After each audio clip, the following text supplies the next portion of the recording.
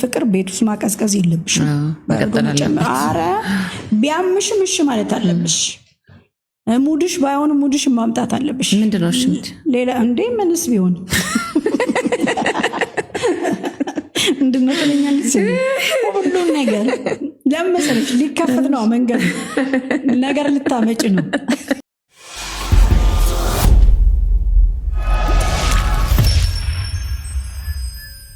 ሰላም ጤና ይስጥልን። የተከበራችሁ የኢትዮ ኢንፎ ሚዲያ ተከታታዮች እንደምን አላችሁ? ዛሬም በሌላ ጉዳዮች ተመልሰን መጥተናል።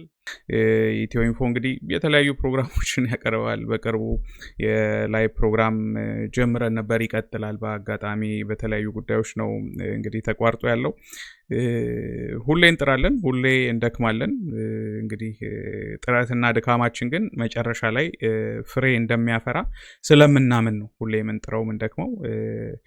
የሆነ የማቋረጥ የማቆም ሀሳቦች ወይ ደግሞ ግፊቶች እንኳን ኖረው እነሱን እያለፍን ነው እየቀጠልን ያለ ነው እና እንዴት ነው አንዳንድ ሰው እስከ መጨረሻዋ ሰዓት ድረስ እንዴት ነው አንቁቱን ተይዞ ትንፋሽ ያለቀው የመጨረሻዋን ትንፋሽ ለመሳብ የሚጥርበት አይነት አካሄድ ነው የኢትዮ ኢንፎ አካሄድ በአሁኑ ሰዓት ያለበት አካሄድ እና የሁላችሁንም እገዛ ያስፈልገናል። ሁላችሁም እንድታግዙ እንፈልጋለን። በማንኛውም መንገድ እንድታግዙ እንፈልጋለን። የሆነ ድርጅታችሁን ማስተዋወቅ የምትፈልጉ ሊሆን ይችላል። ፕሮግራም እንዲሰራ የምትፈልጉም ካላችሁ፣ ከኛ ጋር አብራችሁ መስራት የምትፈልጉም ካላችሁ፣ በሁሉም በጸሎትም ይሁን በማንኛውም መንገድ ልታግዙ የምትፈልጉ ካላችሁ እናንተን በእጃችንን ከፍተን በሰላም ምንድነው በደስታ የምንቀበላችሁ ናችሁ ሁላችሁም ማለት ነውና አሁን ቅድም እያገላበጥኩ ነው ለኢትዮ ኢንፎ ላይክ ከመጀመሩ በፊት በተለያዩ አይነት ተመሳሳይ አይነት ስራዎችን የሰራን እስካሁን ድረስ አለን እና ሶ ሞስት ላይክ 10 ዓመት አይነት ጉዳይ ነው የኢትዮ ኢንፎ ጉዞና በነዛ ሁሉ ጊዜያት ውጣ ውረዶችን አይቷልና ባየበትም ሰዓት እስከ መጨረሻዋ ሰዓት ድረስ እጅ ሳይሰጥ እየሄደ ነው ያለው። አሁንም ይሄዳል፣ ይቀጥላል። የሚታየኝና በቃ መናፍቀው አንዳንድ ቀናቶች አሉ። እነዛን እስክናይ ድረስ እንግዲህ አብረን እንድንሆን ሁላችሁንም ጠይቃለሁ። ስለምታዩ አንድም ሰውም ይሄው 100,000 ሰውም ይሄው 1,000 ሰውም ይሄው እኛ ደስተኞች ነን። ያው እየከሰርንበት ነው እየከሰርን እንጂ እያተረፍን አይደለም እየሰራን ያለ ነው። ግን ምንሰራው ያው የተሻለ ነገሮች ይመጣሉ ብለን ከማመን አንጻር ነውና ስለዚህ ለምታሳዩን ፍቅር፣ ላይክ ለምታደርጉ፣ ቪዲዮ ለምታዩ፣ ኮሜንት ለምትሰጡ ለሁላችሁም ክብር ምስጋና አለን እና እናመሰግናለን። የዚህ ህፃን ልጅ ጉዳይ ነው። 8ኛ ክፍል ተማሪ ነው። ታሪኩ እንዳለ እንደው በጣም ልብ የሚሰብር ነው። አጠገቡ የምታዩቸው እነዚህ 2 ህፃናት ወንድሞቹ ናቸው እና እሱ የቤቱ ታላቅ ነው። ካልተሳሳትኩ እናቱ ለብቻዋ ነው እንግዲህ ያላባት ነው የምታሳድገው። ታዲያ ይሄ ልጅ የደረሰበት ወይ ደግሞ የሆነው ነገር እንዳለ እጅግ በጣም ልብ የሚሰብር ነው። ያጋጠመው ነገር ምንድነው? የእናቱን አስክሬን ቤቱ አስቀምጦ ነው እናቱ የእናቱን ቃል በማክበር ማለት ነው የ8ኛ ክፍል የሚኒስትሪ ፈተና ከቀብር በፊትና ከቀብር በኋላ ለፈተና የተቀመጠው ማለት ነው። ካሊድ ይባላል። ይህ በምስሉ ላይ የምትመለከቱት ልጅ ማለት ነው። ካሊድ ገና የ14 ዓመት ልጅ ወጣት ህፃን ልጅ ነው። የ14 ዓመት ልጅ ነው እና ከ2 ታናናሽ ወንድሞቹ ጋር በሸገር ከተማ አስተዳደር ኤካ ጣፎ ክፍለ ከተማ ከእናቱ ጋር በመሆን ይኖሩ ነበረ። ካሊድ ከእናቱ ጋር ሲኖር ወላጅ አባቱ ከእነርሱ ርቆ ሌላ ትዳር መስርቶ ጅጅጋ ከተማ ይኖራል እና ካሊድ ሰሞኑን እናቱ ታመው በነበረበት ወቅት እኔ ከአንድ ነገር ብሆን ምንም ይፈጠር አመት የለፋህበትን ፈተና እንዳታቋርጥ ብለው ቃል ያስገቡታል ማለት ነው እናትም በነጋታው የ8ኛ ክፍል ፈተና ሊሰጥ ሰዓታት ሲቀረው ህይወታቸው ያልፋል በጣም በአሳዛኝ ሁኔታ። ካሊድ ታዲያ ይሄንን በጣም አሳዛኝ ሞመንት የእናቱን ሞት በከፍተኛ ሀዘን ቢሰማውም ለእናቱ የገባውን ቃል በማክበር የእናቱን አስከሬን አስቀምጦ የተዋት ፈተናውን ይፈተናል። ካሊድ ከሰዓትም እናቱን አልቅሶ ከቀበረ በኋላ ተመልሶ የከሰዓቱን ፈተናውን ተፈትኗል። እና የዚህ 14 ዓመት ታዳጊ የህይወት ፈተና ብዙዎችን በሀዘን ያስለቀሰ ነው። ጉዳዩም ደግሞ በጣም አነጋጋሪ ሆኗል። እንግዲህ ካሊድ አሁን ያለበት ሁኔታ በግልጽ ለማወቅ ባይቻልም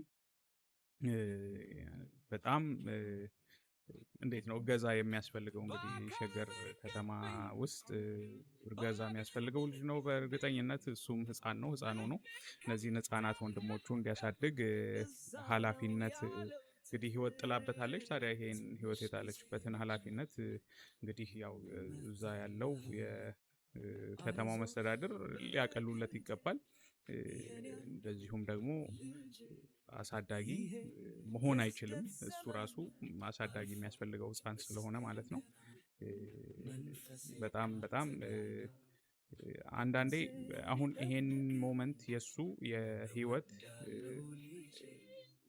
የህይወት ጥፋት ሞመንት ነው ብዬ ለማለት እወዳለሁ። ምክንያቱም አሁን ይሄንን ለዘላለሙ የሚያስታውሰው አይደለም እሱ ላይ የተፈጠረበት ህፃን ይቅርና እንደዚሁም የሰማነው ሰዎች ራሱ ከዛሬ 3 ዓመት 4 ዓመት በኋላ እንዴ ታስታውሳላችሁ ይሄ ልጅ ብለን የምናወራው ልጅ ይሆናልና አንዳንዴ እንደው ላያስችል አይሰጥም ይላል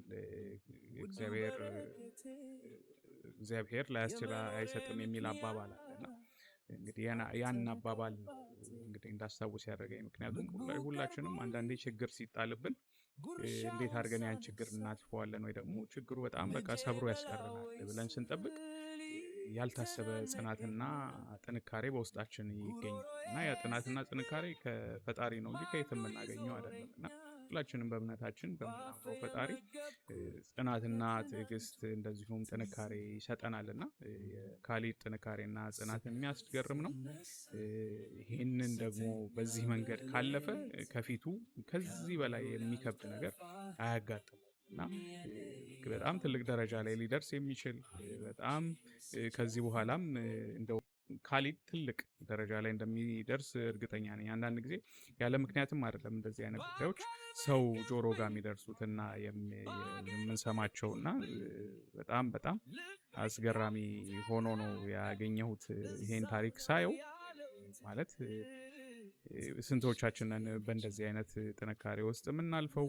ስንቶቻችንንስ እንደው ሀዘን አቆራምዶን ለአመታት እንደው በጣም ዲፕረስድ ሆነን ወይ ደግሞ አስቸግሮን መሻገር ስራ መስራት አስቸግሮ መማር አስቸግሮን የምንገኝ ብዙዎች አለን እና ታሪክ የካሊድ 14 ዓመቱ የታዳጊው የካሊድ ታሪክ አስደናቂ ነው።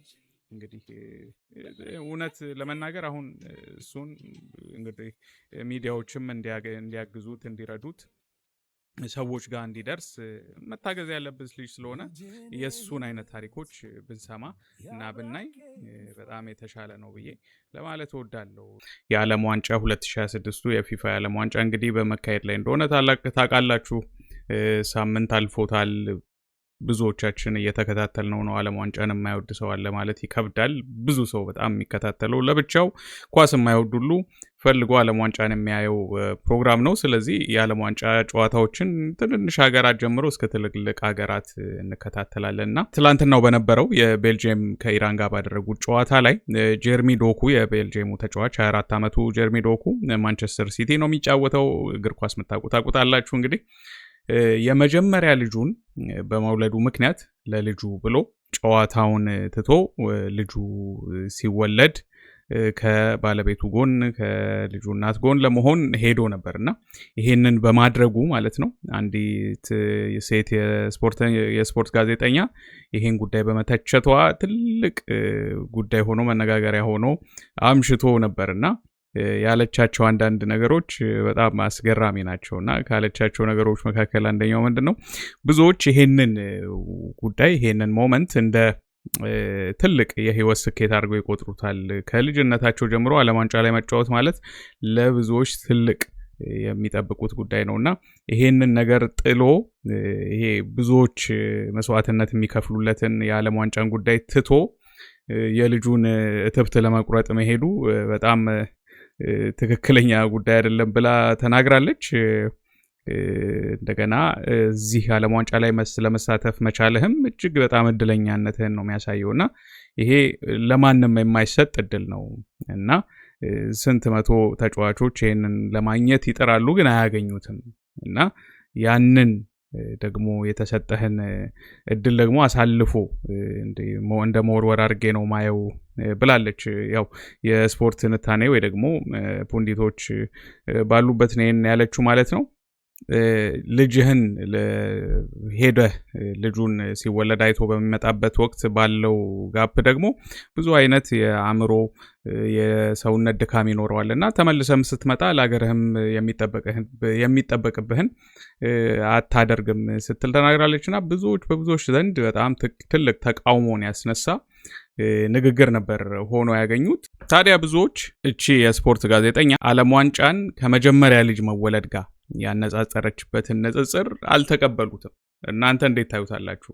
መቼም ማንኛውም ትክክለኛ አስተሳሰብ ያለው ሰው የመጀመሪያው ልጅ ሲወለድ ከማየት ወይ ደግሞ ከባለቤቱ ጎን ከመሆን ይልቅ ዓለም ዋንጫ ላይ መገኘትን ይመርጣል ማለት ይከብዳል። በእርግጥ ያንን የሚመርጡ ብዙ እንዳሉ ማይካድ ሀቅ ነው። ሆኖም ግን እንግዲህ ሁለቱም በህይወት እንዴት ነው ዓለም ዋንጫ ላይ መቅረብ በጣም ልክ እንደ ትልቅ እድል የሚቆጠርበት ጊዜ አለ። ነገር ግን ደግሞ የመጀመሪያ ልጅን ሲወለድ አብሮ ያንን ሞመንት ከባለቤት ጋር ከፍቅረኛ ከሚስት ጋር ከልጁ እናት ጋር ሆኖ ያንን ሞመንት አብሮ ማሳለፍን ደግሞ ሊስተካከል የሚችል አይመስለኝም። እነዚህ እንደው ለንጽጽርም ለማቅረብም የተሞከረበት አካሄድ ያው የዓለም ዋንጫ በጣም ለየት ያለ ስሜት የሚሰጥ በመሆኑ ነው እና ታዲያ በዚህ ንግግሮቿ ምክንያት ትሰራበት የነበረውን የምትሰራበትን የቴሌቪዥን ጣቢያ እሷን እንድትባረር ሁሉ ብዙዎች ጥያቄ እያቀረቡ ይገኛሉ። እንግዲህ ይሄ የሚያስባረር ንግግር ነው አይደለም፣ እሱ ራሱን የቻለ መከራከሪያ ጉዳይ ነው። ማንኛውም ሰው በእርግጥ ማንነትን ወይ ደግሞ እንደው እዛ ሰው ላይ ያልሆነ ነገር አደጋ እንዲፈጠር እስካላነሳሳ ድረስ ያው በነጻነት ሀሳቡን መግለጽ ይችላል። ይሄ ሀሳቧን ገልጻለች፣ ብዙዎች ይሄ ሀሳቧ ነው፣ ስለዚህ በነጻነት የመግለጽ መብቷ ይጠበቅላት። ነገር ግን ያነሳችው ሀሳቧን የገለጸችበት መንገድ ሜቢ ሊያስከፋው ይችላልና ጀርሚ ዶኩን ይቅርታ መጠየቅ አለባት ብለዋል። መጨረሻ ላይ እሷ ይቅርታ ጠይቃ ማለት ነው እንግዲህ ንግግሮቿ ኢንሴንሲቲቭ እንደነበሩ ተናግራ አምና ይቅርታ ጠይቃለች። እንግዲህ ዓለም ዋንጫ ላይ ከነበረው አንድ አነጋጋሪ ጉዳይ መካከል ይሄኛው ነው። ሌላው የአንድ አነጋጋሪ ጉዳይ የነበረው የአርቲስቷ አንድ ንግግር ነው። በባለቤቶች በሚስቶች ወይ ደግሞ በፍቅረኞች መካከል ስላለው ግንኙነት የተናገረችው አምለሰት ሙጬ ፖድካስት ላይ ተገኝታ የተናገረችው ብዙዎችን አነጋግሯል። ይሄንን እንደውም ከኔ በላይ ብዙ ሴቶችን ነው ከወንዶች በላይ ብዙ ሴቶችን አስከፍቷል ንግግሩ ማለት ነው። እስቲ ያለችውን እንስማና ሐሳብ ደግሞ እንሰጣለን። ፍቅር ቤት ውስጥ ማቀዝቀዝ የለብሽም። ኧረ ቢያምሽም እሺ ማለት አለብሽ። ሙድሽ ባይሆን ሙድሽ ማምጣት አለብሽ። ምንድነው እሺ? ሌላ እንዴ ምንስ ቢሆን ምንድነው ተለኛለች ሁሉን ነገር ለምሳሌ ሊከፈት ነው መንገድ ነገር ልታመጭ ነው ወይ መድኃኒዓለም ገባው ነው ምንም ማለት አይደለም። ካለዛ መንትን ብዙ ሰዎች አትርፍ ያለው ህይወታቸውን ጄሪ በቅንነት የምታየው ነገሮችን ትምከረም ብለው ይመጣሉ። ያገቡ ሰዎች በዚህ ወጥቶ በዚህ ገብቶ ምናምን ዝም በይ ነው ማለት። አረ እንደውልሽ እንዴ ታይ ሌላ ቦታ ሌላ ክፍት ነው ባለ ምን ይሆናል እንዴ? እናቴ ልጅ ለአንዷ ጓደኛሽ ልታካፊ ትቻለሽ። ባክሽ እንደዚህ በዛብኝ ጨቀጨቀኝ በዚህ ወጣሰ እሷን ብቻ ነው የምትይዘው። ጥሩ እውነት ይሄንን አሁን ከሴቶች ጋር ወይ ከአንድ ሌላ ሴት ጋር ሆኜ የእነሱ ስሜትን የሰማው ባወራ ደስ ይለኝ ነበር። ስለዚህ ጉዳይ ግን ግዴታ ሴት መሆን ደግሞ አይጠበቅም። አንዳንድ ጉዳዮች ግልጽ ናቸው ሀሳብ ለመስጠት ማለት ነው። አሁን አዎ ቤት መሞቅ አለበት። ቤቱን የማሞቅ ኃላፊነት የሁሉም ነው ብዬ ነው ማምነው፣ የባልም የሚስትም ነው።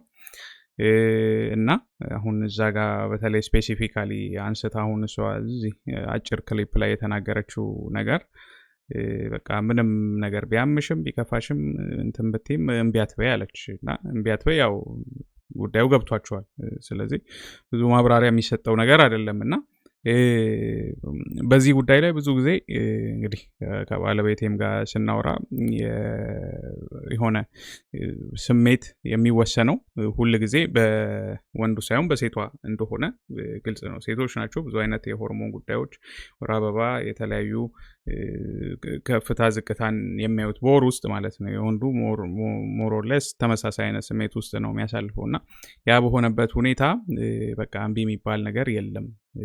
ምንም በቃ ቢያምሽም ቢከፋሽም እንትን ብትይም እንትን ላይ ብትሆኝም ምናምን እንደማለት የሚሰጥ ነው። እና ትንሽ ያው የሆነ ያላገናዘበ አይነት ነገር ነው። ድጋሚ ደግሞ ያ ብቻ ነው ወይ ሁለት እንግዲህ መጀመሪያው ላይ ሊሆን ይችላል፣ ግን ግንኙነት ውስጥ ያ ብቻ ነው ወይ ከፍተኛ ስፍራ ሊሰጠው የሚገባ ጉዳይ? መተሳሰብስ፣ መደጋገፍስ፣ ሲያምሽ አይዞ ማለትስ የተለያዩ ጉዳዮች አሉና እንግዲህ ያው አወራሯ ሜቢ እንደ ቀልድ ነው ያወራችሁ ለማለት ያስደፍራል። እንግዲህ እየተሳሳቁ ስላወሩት ወይ ቀልዷን ነው ለማለትም አያስደፍርም። ምክንያቱም መልሳም ደግሞ እንደዚሁ እንትን ልላለው ጓደኞቼንም ምክር ሰጣለው፣ በቃ አርፈሽ እንትን በይ፣ በቃ የጠየቀሽን ሁሉ ስጪ፣ ቢያምሽም ቢከፋሽም ምን ቢልሽም በቃ የፈለገውን ነገር አድርጊለት እላለሁ ምናምን ብላለች። እና እንደገና ቢያማትም የሚጠይቅ ወንድ አለ ወይ? ይኖራል።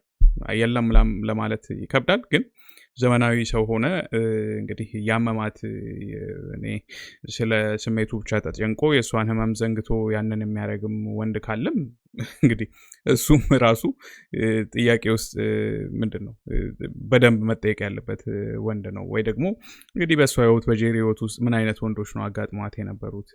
ወይ ደግሞ እንደገና ደግሞ ሙሉን ስላላዳመጥኩት ስለ ራሷ የትዳር ህይወት የፍቅር ህይወት ያወራችሁን አላቅም። ይኑራት አይኑራት በአሁኑ ሰዓት በትዳር ውስጥ ሆና አሁን ታቱን አላቅም። ግን ምን አይነት ጉዳይ ውስጥ ሆና ነው እንደዚህ አይነት አስተሳሰብን ያዳበረችው ማለት ነው? ትልቅ ሰው ነች። እና ከዛ አንጻር በቃ ሙሉ ዘመኗን በቃ ያው ስጋዊ ፍላጎት ነው፣ ሌላ ምንም አይደለም። የወንዱ ስጋዊ ፍላጎትን በቃ ያይላል እና እሱን ለማሳካት የእሱን ስጋዊ ፍላጎት ለማክበር ብቻ ነው ወይ እንግዲህ ግንኙነቱ የነበረው? ወይ ትዳርም ይሁን የፍቅር ግንኙነት ውስጥ ስታሳልፍ የነበረው? ከዛ በላይ ቦታ የሚሰጣቸው ብዙ ነገሮች የሉም ወይ? እና ይሄን ቃልን ማለት ያው ፖድካስቱ እንደ ፖድካስት ሲቀርቡ ፕሮግራሞች ማለት ነው ያው ፍሪ ፍሎ ኮንቨርሴሽን ናቸው አይደል? ማለት ያለምንም ሀሳብ በቃ ሁሌ ወይ ቡና ስንጠጣ ሻይ ስንጠጣ እንደዚሁ ከጓደኞቻችን ጋር ተቀምጠን የምናወራቸውን ወሬዎች ነው ካሜራ ፊት የምናወራው።